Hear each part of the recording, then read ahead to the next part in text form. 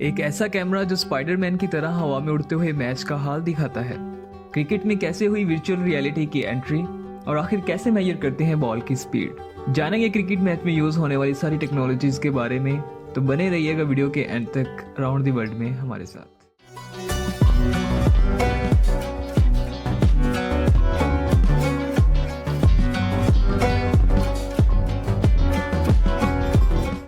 आजकल के cricket matches में क्राउड भर भर के आता है, ऊपर से गाने, प्रेजेंटर की आवाज और भी बहुत कुछ चलता रहता है। अब अगर बॉल बैट का थिन एज लेकर निकल जाती है तो अंपायर को कानो कान खबर नहीं होती। ऐसे में अंपायर की मदद करता है स्नेकोमीटर। ये वही माइक है जो स्टेप्स के पीछे लगाया जाता है और थिन एज की आवाज रिकॉर्ड करता है। इसके लिए साउंड फ्रीक्वेंसी का यूज किया जाता है। ये माइक्रोफोन छोटे से छोटे नॉइस को रिकॉर्ड कर लेता है। इसके बाद इस नॉइस को सॉफ्टवेयर की मदद से फिल्टर करके बैट की एज का साउंड निकाल लिया जाता है और फिर उस वीडियो सिग्नल के साथ इसे सिंक्रोनाइज करके स्क्रीन पर दिखाया जाता है। यहाँ आपने देखा होगा कि रिप्ले को बहुत स्लो मोशन में दिखाया जाता है ताकि अंपायर हर फ्रेम में हुई एक्टिविटी को क्लियरली देख सके। इसके लिए मैदान में कई जगहों पर सुपर स्लो मोशन कैमरा लगाए जाते हैं जो फुटेज को कैप्चर करके सुपर स्लो मोशन फॉर्मेट में दिखाते हैं। बैट के एज को डिटेक्ट करने के लिए आपने एक और गजब की टेक्नोलॉजी देखी होगी जो है हॉटस्पॉट। इसके लिए ग्राउंड के अपोजिट साइड्स पर स्क्रीन के पास 2 कैमरे लगाए जाते हैं। जब कोई बॉल बैट्समैन के बैट या पैड से टकराती है तो इससे उस एरिया में थोड़ी हीट क्रिएट होती है और ये कैमरास उसी हीट को ट्रेस करते हैं। इंफ्रारेड में इस इमेज को देखने पर हमें ज्यादा हीट वाले एरिया पर व्हाइट स्पॉट दिखता है जिसको देखकर अंपायर को पता चल जाता है कि बॉल कहां पर टकराई है। आपको जानकर हैरानगी होगी कि सिर्फ एक क्रिकेट मैच में हॉटस्पॉट टेक्नोलॉजी का यूज करने का खर्च 3 से 4 लाख रुपए होता है। इसलिए इसका यूज सिर्फ बड़े मैचेस में किया जाता है। वैसे क्या आपने कभी सोचा है कि मैच के दौरान अंपायर्स को इतना सब कुछ याद कैसे रहता है? मतलब एक ओवर की कितनी बॉल्स हो चुकी है, कितने ओवर्स फेंके जा चुके हैं और कितने रन्स बने हैं। इसके लिए अंपायर एक डिवाइस का यूज करते हैं जिसे हम अंपायर क्रिकेट काउंटर कहते हैं। पहले अंपायर्स कुछ ऐसा डिवाइस यूज करते थे पर मॉडर्न जमाने के साथ अंपायर क्रिकेट काउंटर भी एडवांस्ड हो चुका है और अब ये कुछ ऐसा दिखता है। दोस्तों, डिफरेंट क्रिकेट लीग्स जैसे कि PSL, CPL और IPL के कई मैचेस में आपने अंपायर के सर पर कैमरा लगा हुआ भी देखा होगा। इस कैमरे की मदद से हम अंपायर की नजर से क्रिकेट के मैच को देख सकते हैं, लेकिन इससे मैच में काफी डिस्टर्बेंस क्रिएट होता है और इसीलिए इसका ज्यादा यूज नहीं किया जाता। वैसे मैच में असली डिस्टर्बेंस तो बारिश क्रिएट करती है, सारा मजा खराब हो जाता है। क्रिकेट को हमेशा से ही खुले मैदान में खेला जाता है क्योंकि अक्सर बॉल हवा में काफी ऊपर चली जाती है, पर बारिश के खतरे को देखते हुए हमने क्रिकेट मैचेस में डोम्ड स्टेडियम का कंसेप्ट भी देखा है। साल 2000 में ऑस्ट्रेलिया के विक्टोरिया मिस्टर डॉकलैंड स्टेडियम में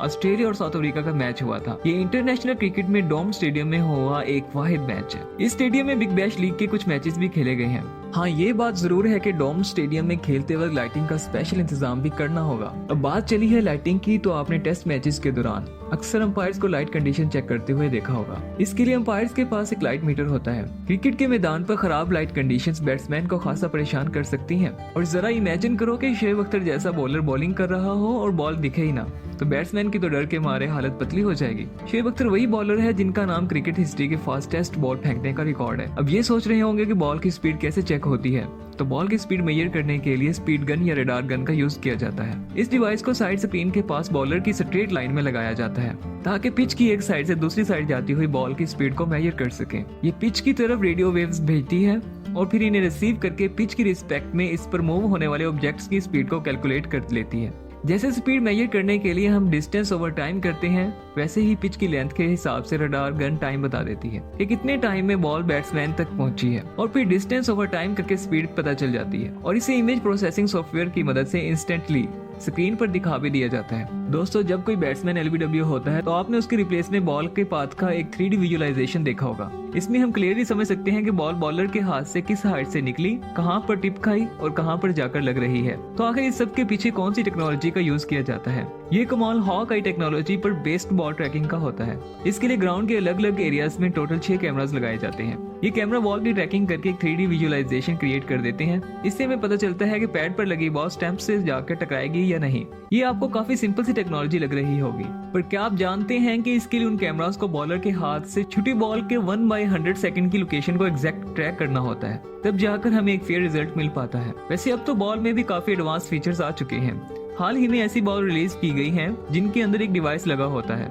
ये डिवाइस बॉल की स्पीड से लेकर ग्रेविटी, बॉल की स्पिन का रेवोल्यूशंस पर मिनट और बॉल ट्रैकिंग सब बता देता है। फिलहाल इसका यूज कुछ डोमेस्टिक मैचेस में ही किया गया है। दोस्तों, आपने स्टंप्स के पीछे से कीपर की आवाज तो अक्सर सुनी होगी, ये आवाज स्टंप माइक में कैप्चर होती है, पर ये धोनी या रिजवान भाई की आवाज सुनने के लिए नहीं लगाया जाता है। दरअसल बैट्समैन के पीछे मौजूद 3 स्टैम्प्स में से बीच वाले स्टैम्प में साउंड वेव कैप्चर करने के लिए कैमरा और माइक लगाया जाता है। ये कैमरा बैट्समैन के लगाए गए शॉट को क्लोज से कैप्चर करता है, जिससे कभी बैट्समैन का एज लगा हो तो अंपायर को पता चल जाता है कि बॉल बैट से टकराई है या नहीं। तो इस टेक्नोलॉजी का यूज यहाँ होता है। तो दोस्तों, स्टंप माइक के बारे में आप पहले से जानते थे या अब पता चला? कमेंट सेक्शन में हमें जरूर बताएं। अब बात चली है स्टंप्स की, तो इसकी वेल्स भी आजकल काफी एडवांस्ड हो चुकी हैं। इंटरनेशनल क्रिकेट मैचेस में आपने एलईडी वाली वेल्स तो देखी ही होंगी। आपको बता दूं कि इनके एक पेयर की कीमत 2 लाख रुपए होती है, लेकिन आखिर इनमें ऐसा क्या खास है? तो दोस्तों, इन वेल्स के अंदर लगी एलईडी को चलाने के लिए बैटरीज लगी हुई होती हैं। जैसे इन्हें थोड़ा सा हिलाया जाता है, वैसे ही ये एलईडीज जलने लगती हैं। इसके लिए इनके अंदर मोशन सेंसर्स लगे हुए होते हैं। अब बात करते हैं स्पाइडर कैमरा की।